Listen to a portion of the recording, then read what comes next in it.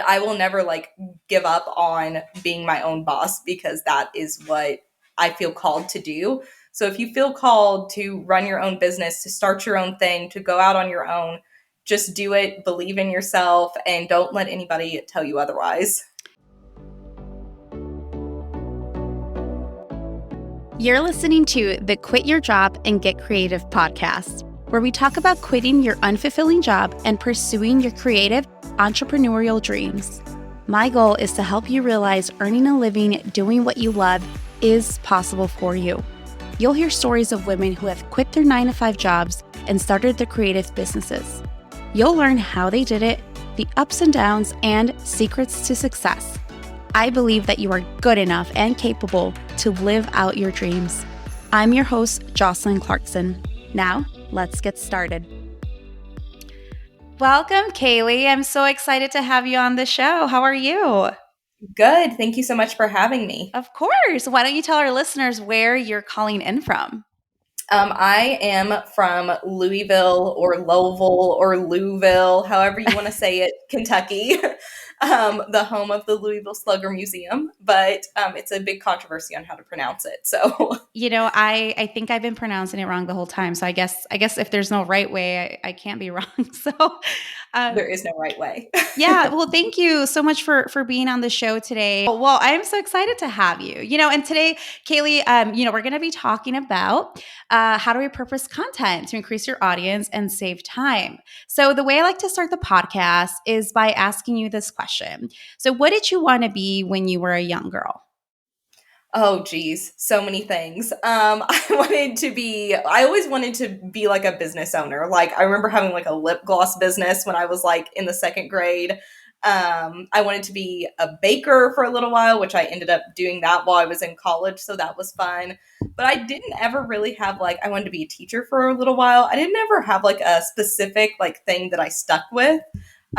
Which kind of I think is I'm just one of those multi-passionate people. I like to hop around to different things and add new things in as I learn. So I think that kind of fits my personality.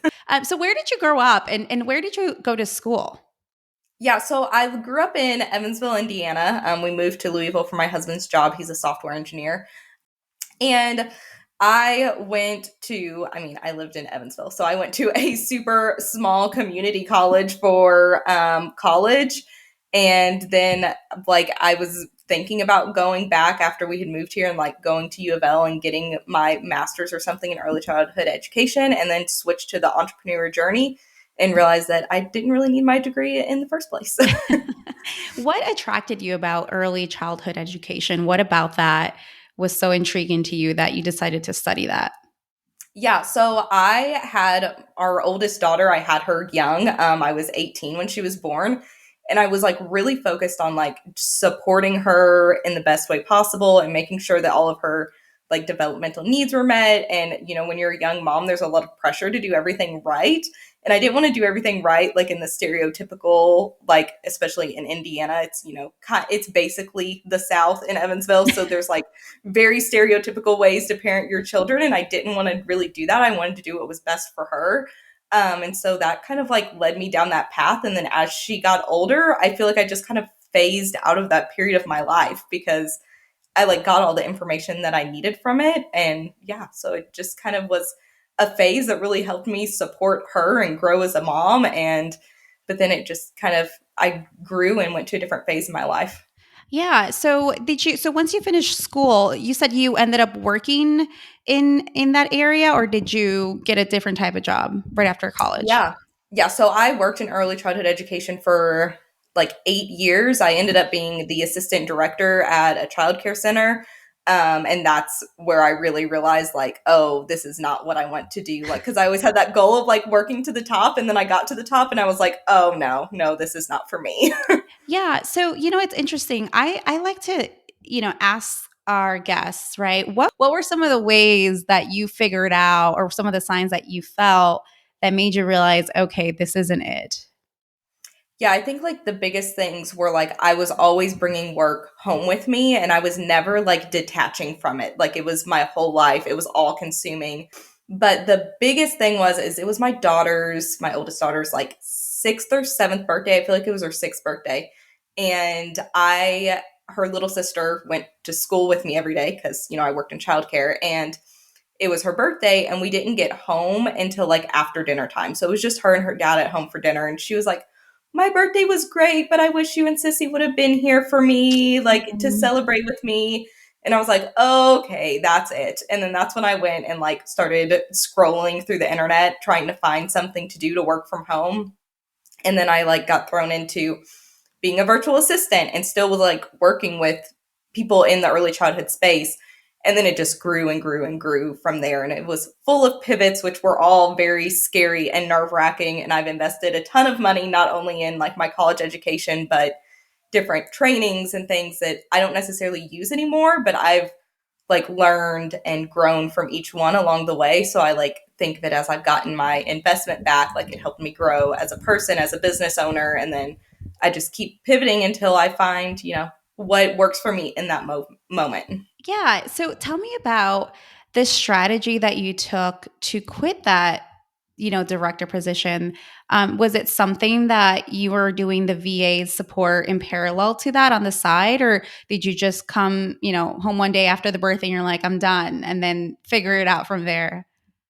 Yeah, so the birthday was actually like definitely my breaking point. I was like, I'm done. I need to do something. So I actually gave myself like a time limit. I wrote it down in my planner because I live, breathe, and die by my planner.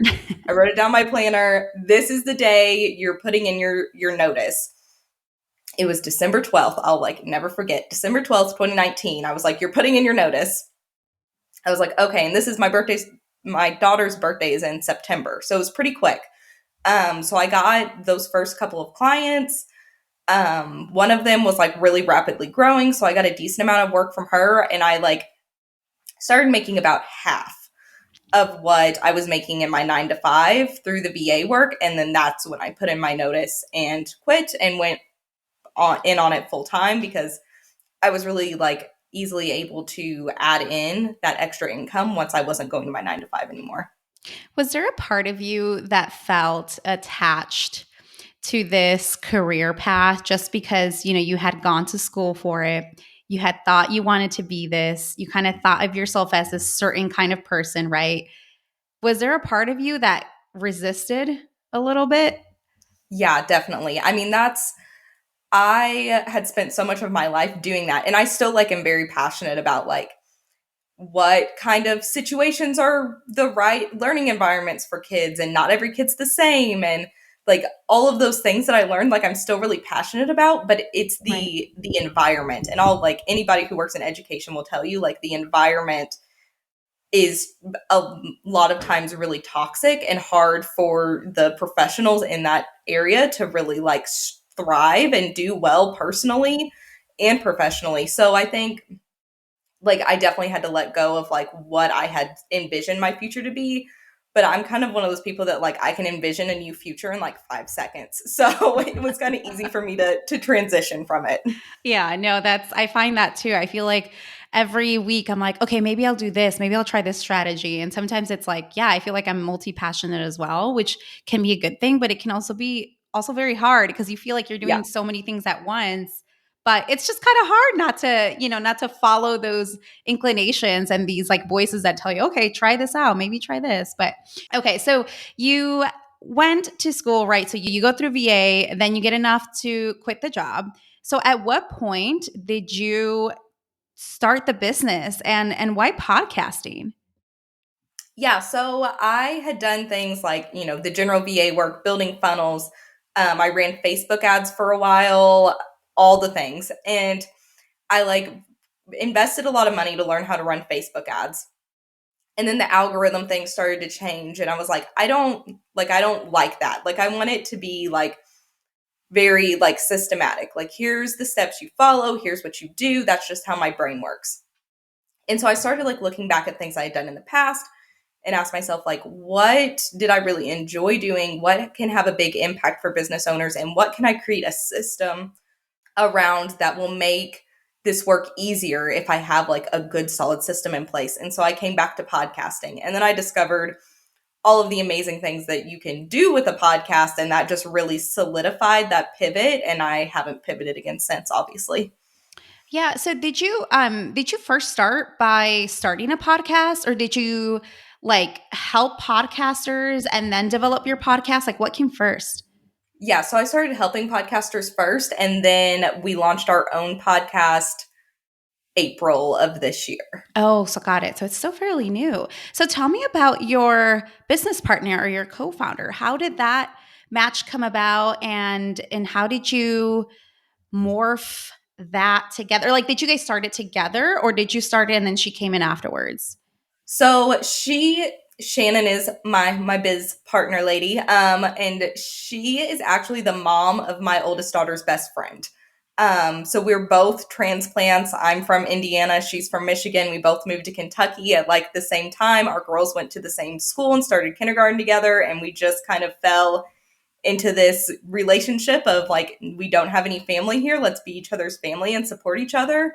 And so and she also worked in early childhood education. So we're like literally the same person. It's really funny. Um, but as I got into the VA work, she was like, let me get into this with you. And so as I was pivoting, I was like shifting off older clients that I had outgrown to her. And then when I dove like headfirst into podcasting, I was like, do you want to do this with me? And so now we work together, and I kind of handle like the front facing and like coming up with all of our programs and doing all the marketing things. And then she handles like the back end of like the actual editing and all of the tech pieces.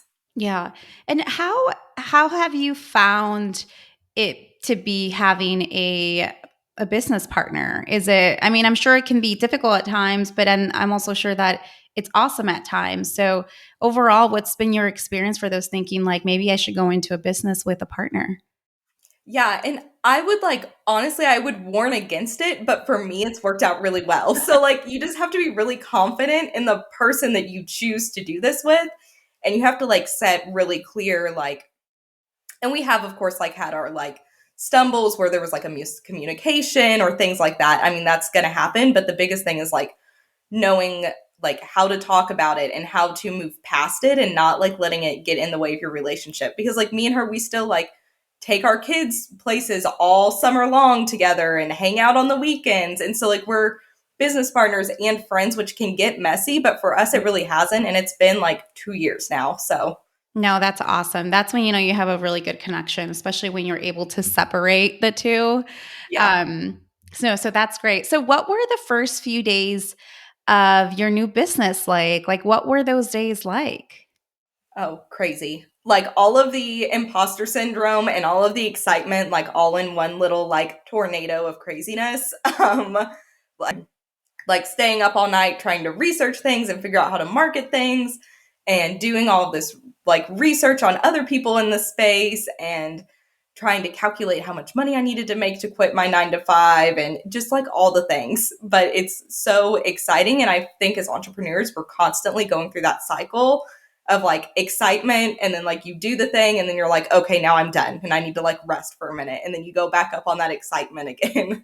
Yeah, unfortunately, I feel like you can accomplish like a big goal and then literally go right back to feeling like defeated and down and like on the brink of like closing. And you know it's kind of the life of an entrepreneur, Yeah. unfortunately, but that's what makes it exciting. So speaking of exciting things, I know that we're here to talk about repurposing content and how our listeners can, repurpose content to increase their audience and save time. And you have been posting about this on TikTok. So, when we got connected, I knew I wanted to have you speak on this topic because I think that there is such pressure to be everywhere, to post consistently, to create content. Like, when you're a business owner, you are focusing on basically everything. And, you're focusing on selling, you're focusing on like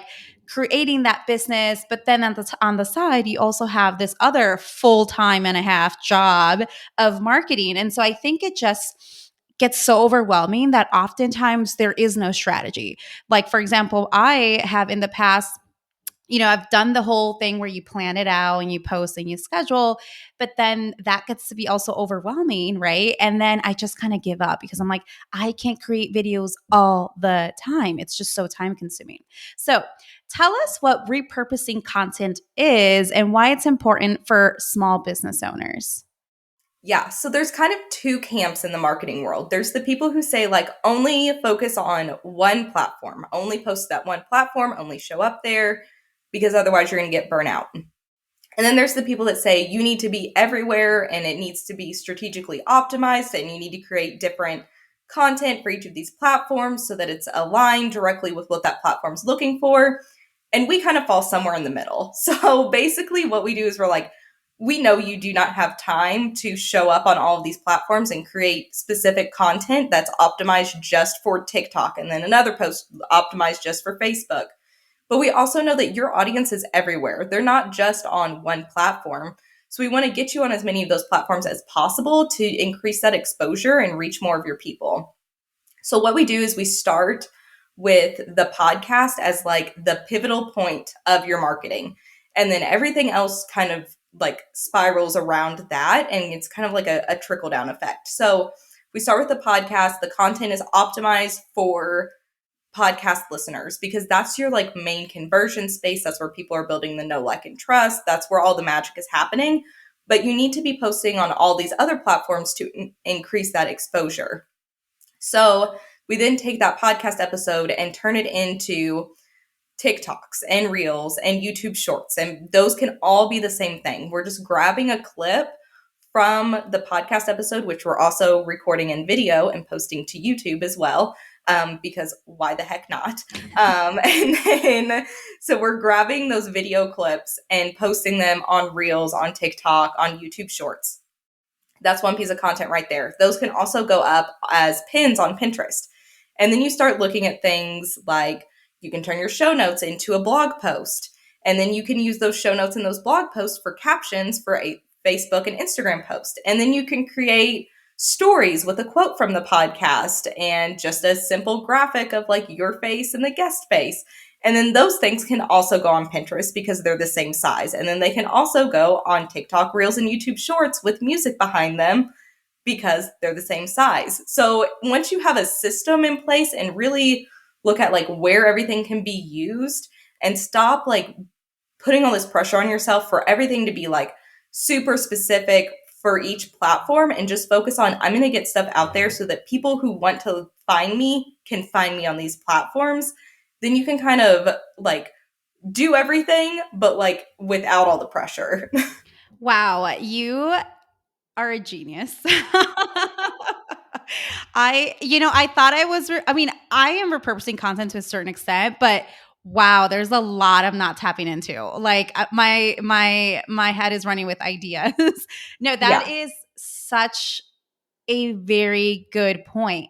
So, I guess, what are besides saving time, what are the benefits of repurposing and what should be the ultimate objective of being everywhere, right? Because, like you mentioned, your audience is on different platforms, but I feel like every platform has a different, like, purpose and objective.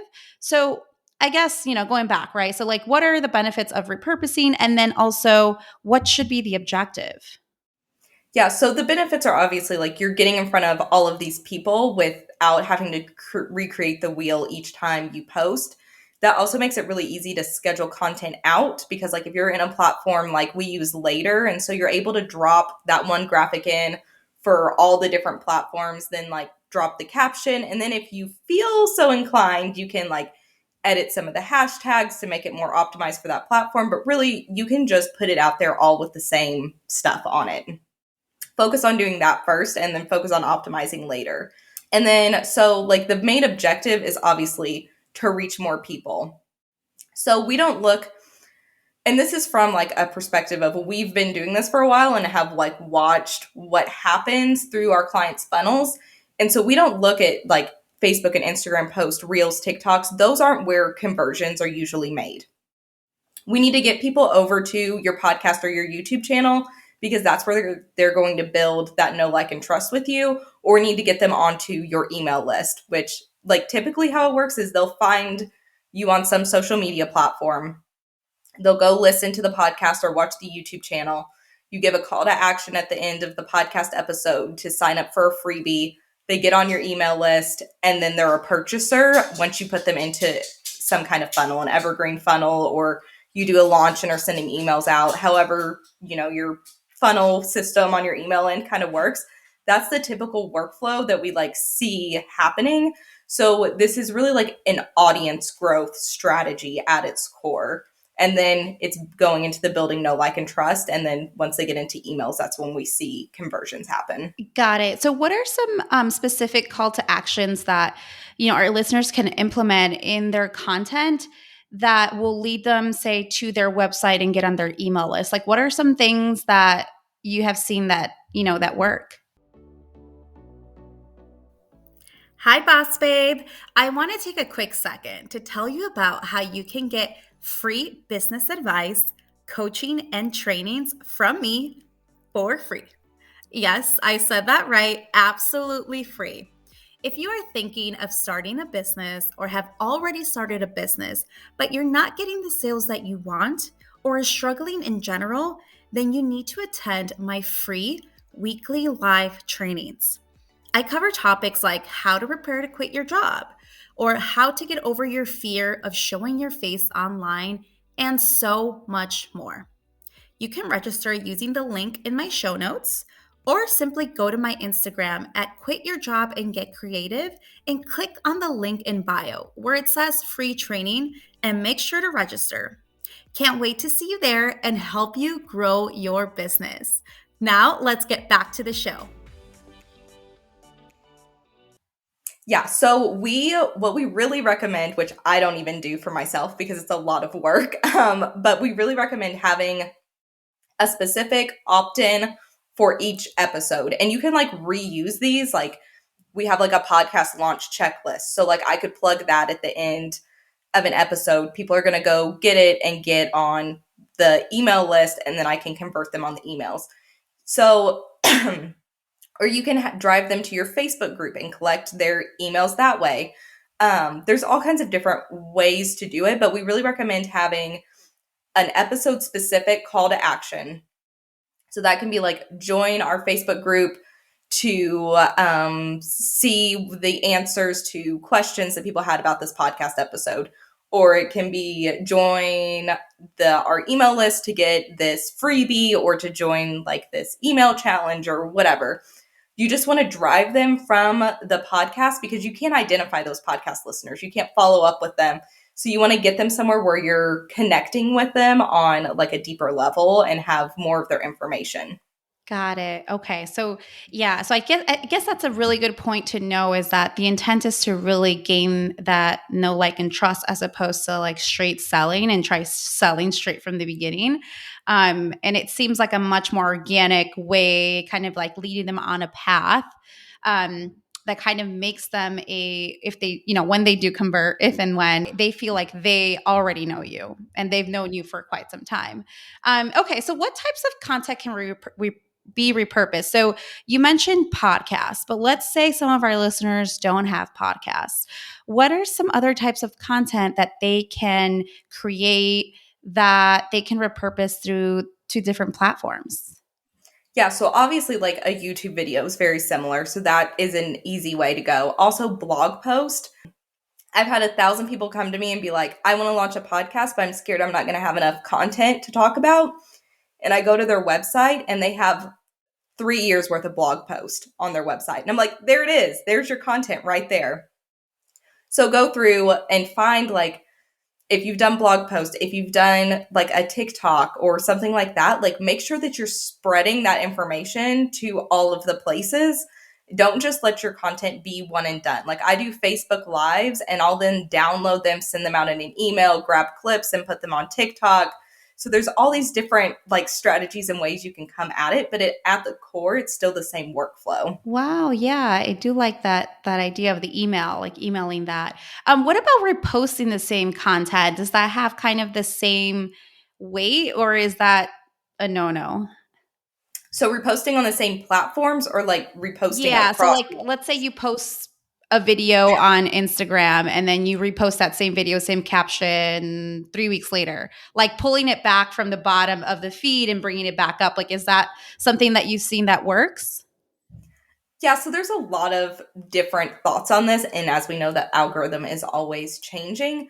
I have done this before and I'll like put a different song in the background, or I'll do like change up the caption just a little bit to like flip flop which keyword is first, like different things to try to change it up.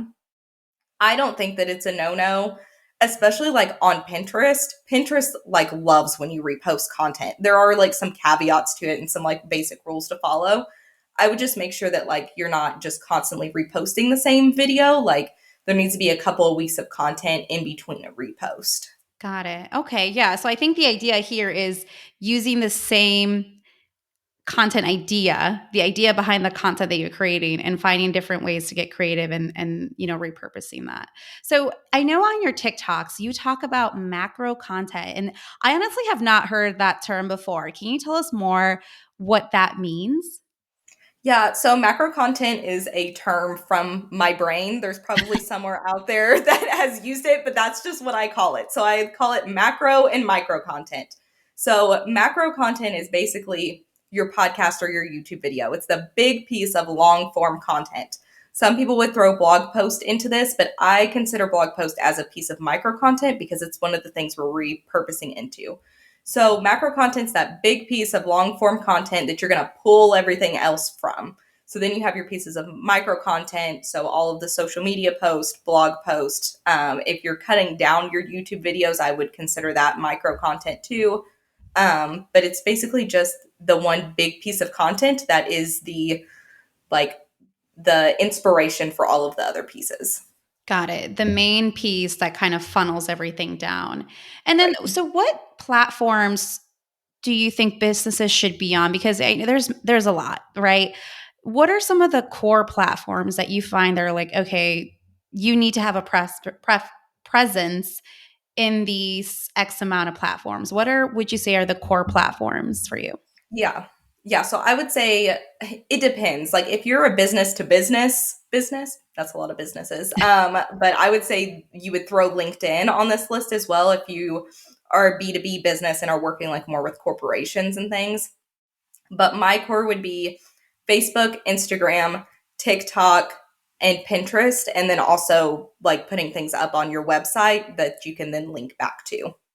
Got it. Pinterest, that is one that I don't use because for some reason, I don't know, I think of it more like a picture and blog center, but you're able to repurpose video on Pinterest? Yeah, so it's called idea pins. And so you're able to put up like the same clips you're using on TikTok and things on there. But then, yes, we also use like our story images on Pinterest, and you can link them back to the podcast. You can link them back to a YouTube video. You can link them back to the blog where your show notes are. That's kind of a nice way to do it because then you get like some more like tracking data and things. But it's like Pinterest has really grown, and it's something that we're kind of diving more into as we've seen it work for our clients. But it's a really cool platform, and it's not your typical social media platform. It's really a search engine at its core. So it really like brings this whole new like dynamic to things. And of course, there's people out there who are Pinterest pros, and I do not claim to be one of those. But I would recommend looking into it. And like, again, just put stuff up there and see what happens. And it's more like evergreen too. It lives longer on Pinterest than it does on Facebook or Instagram. So it's just cool to kind of put your information out there on all the different platforms. It doesn't take a whole lot of extra effort. And you never know if somebody's going to come around, find you there, and then come onto all your other platforms as well. Yeah, I think that's, I've been snoozing on Pinterest because the idea of being able to post something and then someone coming across it 2 years later, and it still keeps, creating turnover and people to subscribe to my email list sounds amazing. Whereas a lot of the platforms I'm on, it's like I posted something this morning, it's already old. Yep. So no, that's something that I think businesses should look into. So that's a good point. And so because there are so many platforms, what is your favorite platform, and what type of content do you see that succeeds better? Okay, so I mean, my favorite place to show up for my audience is our podcast, just because that's like a great place to connect. But other than that, like I'm a millennial, and I'm like on the younger end of millennial, but like I've always been a Facebook person. I don't know if it's because I had kids young or what. Like I never really got into the Instagram thing until I had my business. So, like, Facebook is the place where I live most of the time. We have our private group on there for our mastermind members, and then we have a public group. And that's where I go in and do like lives and things like that. And that is where like I see a lot of our conversions onto our email list and also into purchases. But I think that the main thing is like, where do you enjoy showing up? Like, I know a ton of people who are super successful on Instagram because that's the platform that they enjoy and they're most comfortable on. So that's what I would focus on, like, as your engagement platform is where are you most comfortable? Where do you enjoy showing up?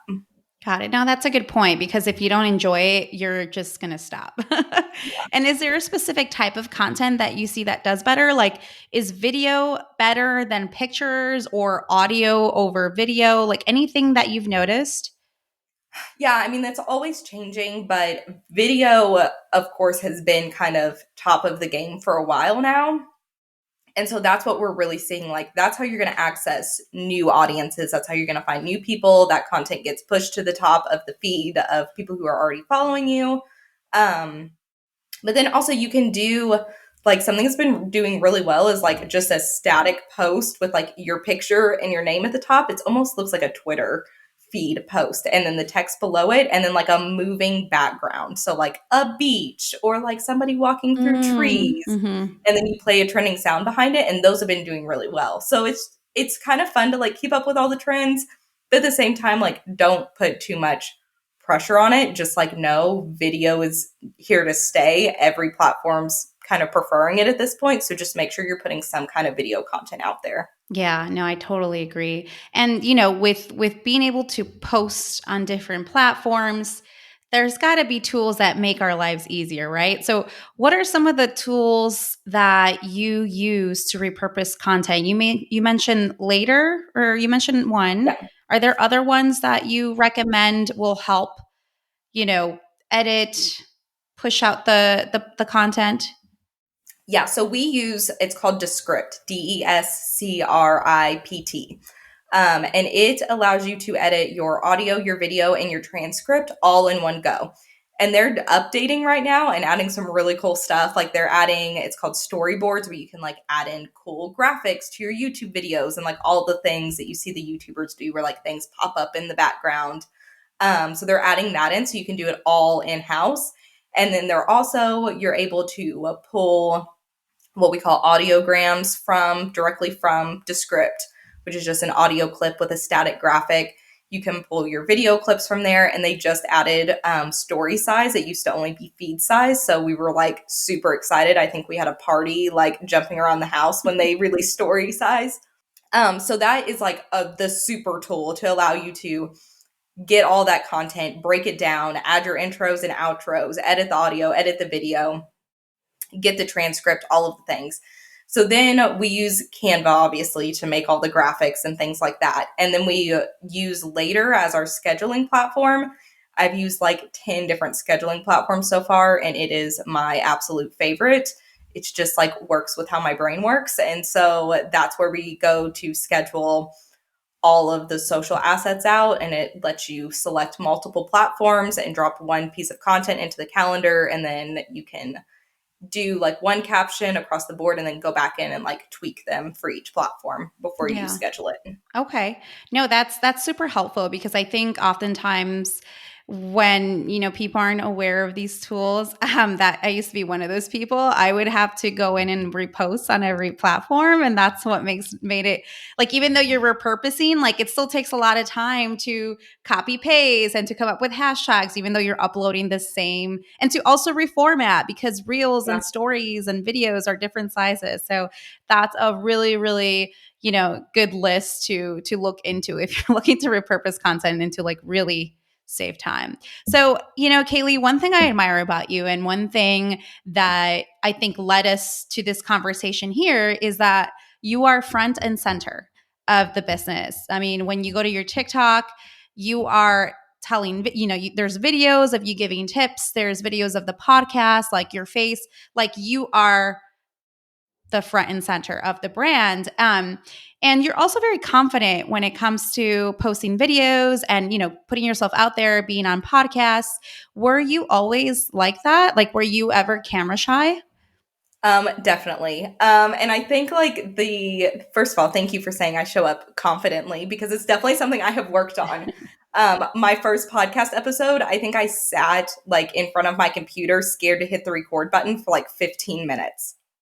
And it's just something that you have to do to get comfortable. And also you have to let go. I've like done 5 lives about this in our Facebook group, but you have to let go of the pressure to sound a certain way, look a certain way, all of those things, because like the people who matter don't mind and the people who mind don't matter. So like you just have to know like my people are going to resonate with what I'm saying. And the people who don't resonate with what I'm saying, they're not my people. And so they can go somewhere else and find somebody that does resonate with them.